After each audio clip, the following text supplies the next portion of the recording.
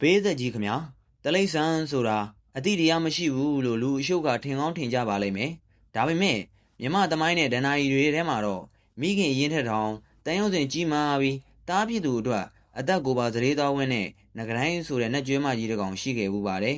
ဟန်တာဝရီနေပြည်တော်ရဲ့အထွတ်အမြတ်သမိုင်းကြောင်းတွေနဲ့ဆက်နွယ်နေသလိုယနေ့တိုင်းငကတိုင်းမဲ့တော်အဖြစ်ကိုးကွယ်ပူဇော်နေကြတဲ့ဒီရင်နှင့်ဖွယ်ရာဇက်လံကိုကျွန်တော်တို့အသေးစိတ်နားဆင်ကြည့်ကြရအောင်ပါဗျာဇက်လံကတော့မာလာယုကျွန်းကြီးကနေစတင်ခဲ့တာပါတညမှာတော့ဒါရာဂီရီနမင်းကြီးရဲ့သမီးတော်မာလာဒေဝီနဲ့သမီးလေးဟာသူမရဲ့ရှိသူနတ်တကားပြိုသူ့ပတာကိုကန်ဆက်မှာစောင့်မျှော်နေခဲ့ပါတယ်လာပညာရဲ့လိုက်အောင်အောက်မှာနတ်သမီးလေးရဲ့အလှဟာလူသားတွေဆိုရင်မူးမေ့သွားလောက်အောင်ကိုတင့်တယ်လှပနေတာပါအဲ့ဒီအချိန်မှာ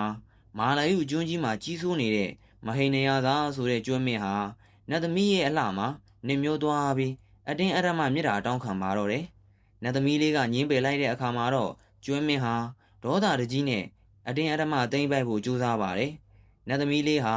ကောင်းကင်ကိုပြန်တက်ပြေးတယ်ကျွန်းမင်းကလည်းနောက်ကနေလိုက်ပြန်တယ်မြေချိုးမိုးပြန်တော့လဲကျွန်းမင်းကနောက်ကလိုက်ပြန်တယ်နောက်ဆုံးမှာတော့သူတို့နှစ်ဦးဟာပေါင်းလောင်းတောင်ကြီးကိုရောက်ရှိသွားကြပါတယ်ပေါင်းလောင်းတောင်ကြီးမှာရှိတဲ့ဒုက္ကမောက်ကလွန်လို့အမည်ရတဲ့ရတကြီးတစ်ပါးရှိပါတယ်ရတကြီးဟာအတိတ်အနာဂတ်ကိုမြင်နိုင်တဲ့ပုဂ္ဂိုလ်ပါနတ်သမီးလေးကရတကြီးစီမှာအကူအညီတောင်းတဲ့အခါရတကြီးကဆင်ခြင်ကြည့်လိုက်ပါတယ်။အော်သူတို့နှစ်ဦးကအတိတ်ဘဝတည်းကဖူးစာပတ်တွေပါလား။ဒါပေမဲ့အခုတော့နတ်သမီးကအာကိုတကြီးတောင်းပန်နေပြီဆိုပြီးနတ်သမီးကိုနတ်သက်ကြွေစီကပေါင်းလောင်းတောင်ကြီးမှာရှိတဲ့နဂရိုင်းဆိုတဲ့နတ်ကျွဲမျိုးထဲမှာဝင်စားစေလိုက်ပါတယ်။ကျွဲမင်းကတော့နတ်သမီးကိုခြာလို့မတွေ့တော့တဲ့အတွက်ဒေါသတကြီးနဲ့မြင်မြင်သမျှအရာအလုံးကိုဝိရန်ဖြစ်စည်းပါတော့တယ်။နောက်ဆုံးမှာရတကြီးကနတ်သမီးဟာနဂရိုင်းကျွဲမလေးဖြစ်သွားပြီလို့ပြောပြလိုက်တဲ့အခါမှာတော့ကျွဲမင်းဟာရင်ခွင်းသာကျပြီးတည်ဆုံးသွားခဲ့ရပါတယ်။နဂရိုင်းကျွဲမလေးဟာအရွယ်ရောက်လာတဲ့အခါမှာတော့ထူးခြားတဲ့တကိုးတွေရှိလာပါတယ်။သူဟာမနက်ပိုင်းမှာနတ်သမီးနေ့ခင်းမှာလူသားညနေပိုင်းမှာတော့ကျွဲဘဝနဲ့နေထိုင်ရတာပါ။မဟိနေယသာကျွဲမင်းဟာလည်းနောင်ဘဝမှာကျွဲပြန်ပြေးပြီးနဂရိုင်းကိုလိုက်ပြန်ရှာပါတယ်။သူတို့နှစ်ဦးပြန်ဆုံကြပြီးပေါင်းသင်းခဲ့ရာကနေဗန္နကားဆိုတဲ့ခွန်အားကြီးတဲ့သားတော်ကျွဲလေးကိုဖွားမြင်ခဲ့ပါတယ်။ဒါပေမဲ့ဝစ်ကျွေးဆိုတာစမ်းကြယ်ပါတယ်။သားတော်ဗန္နကားကအရွယ်ရောက်လာပြီးဖခင်နဲ့ဂျိုချင်းခကစားကြရင်းကနေဖခင်ကျွဲမင်းဟာတစ်သားငုတ်ပေါ်ကြားပြီးတည်ဆုံးသွားခဲ့ရပါတယ်။သားတော်လေးဟာလည်းဖခင်ကိုတတ်မိတဲ့အပြစ်ကြောင့်နောင်တရပြီးကိုတစ်သားငုတ်နဲ့ဆောက်ကအဆုံးစီရင်သွားပြန်ပါတယ်။နဂရိုင်းကျွဲမကြီးမှာတော့လင်ရောသားရောဆုံးရှုံးပြီးတယောက်တည်းကြံခဲ့ရချပါတယ်။တစ်ဖက်မှာတော့ဟန်တာဝရီပြည်ရဲ့တမလမင်းနဲ့မိဖုရားရွှေဘုံမယ်တို့မှာတားတော်လေးတစ်ပါးထုံးကားခဲ့ပါတယ်။ဒါပေမဲ့မင်းကြီးရဲ့ညီတော်ဝိမလာက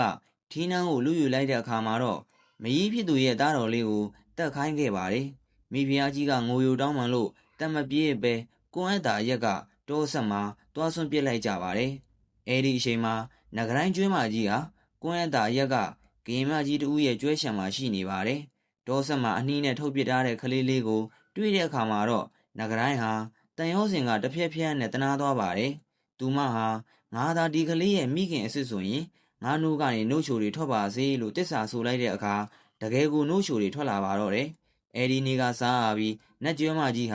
ာလူသားမင်းသားလေးကိုတားရင်လို့ပြုစုဆောက်ချောခဲ့ပါတယ်။နတ်ကျွဲတို့ကိုတောက်ပြီးကြီးပြင်းလာရတဲ့အတွက်အသားမင်းသားကအတကုံမှာဟာတာမန်လူတွေတော့ခွန်အားကြီးမားပြီးကျွဲတစ်ကောင်လုံးကိုဂျိုးကကင်ပြီးလှည့်ပစ်နိုင်တဲ့အထိတန်မာခဲ့ပါတယ်။ဒီနေ့မှာတော့ဟန်တာဝရီပြည်ကိုနာဝါလူမျိုးစစ်သူကြီးလံပါးကကျူးကျော်လာခဲ့ပါတယ်။သူဟာအရက်9000မြင့်တဲ့ကလားကြီးပါ။ဟန်တာဝရီမင်းကြီးဝိမလဟာစီရင်ထိုးဖို့လူရှာတဲ့အခါမှာတော့မုတ်ဆိုးကြီးတယောက်ရဲ့လမ်းညွှန်မှုနဲ့အသားမင်းသားကိုနန်းတော်သို့ခေါ်ဆောင်ခဲ့ပါတယ်။မင်းကြီးကဒါဟာတူတူတော်မှန်တိသွားပြီးအတ္တကုံမာဘွဲ့ပေးခဲ့ပါတယ်။မင်းသားဟာကလားကြီးကိုအနိုင်ယူခဲ့ရင်မင်းသမီးစွန်းနန္ဒာနဲ့လက်ထပ်ရမှာပါ။မင်းသားဟာတိုက်ပွဲမဝင်ခင်မိခင်နဂရိုင်းစီပြန်လာခဲ့ပြီးအကူအညီတောင်းခဲ့ပါတယ်။နဂရိုင်းကြီးကလည်းသူမရဲ့ဒိဋ္ဌိတကိုးတွေနဲ့ကူညီခဲ့ပြီးရန်သူအားနည်းချက်ကိုပြောပြတဲ့အတွက်မင်းသားဟာအောင်ပွဲခံနိုင်ခဲ့ပါတယ်။မင်းသားဟာအောင်ပွဲရလို့လက်ထပ်ရတော့မယ့်အချိန်မှာကြီးမားတဲ့အခက်အခဲတစ်ခုနဲ့ကြုံခဲ့ရပါတယ်။အဲ့ဒါကတော့အရင်ကဒီရေဆောင်တဲ့သမီးနဲ့ပြန်ပွဲမှာရှုံးနေခဲ့လို့မင်္ဂလာဆောင်တဲ့နေ့မှာဇမူကြီးရွှေကိန်းအောင်နဲ့ကျွဲကောင်းကိုလာဆက်တရမယ်ဆိုတဲ့ကြိပါဒီလိုရွှေပါတဲ့ကျွဲကောင်းဟာ လောကမှာနဂရိုင်းကျွဲမကြီးရဲ့ဥကောင်းတစ်ခုတည်းသာရှိတာပါမင်းသားဟာ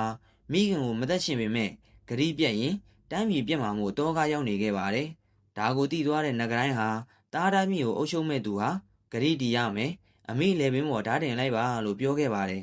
မင်းသားကမလုပ်ရတဲ့အခါနဂရိုင်းကပဲတစ္ဆာဆိုပြီးသူမရဲ့ဥကောင်းကိုအလိုလိုပြုတ်ကျစေကအသက်ဆွန့်သွားခဲ့ပါတယ်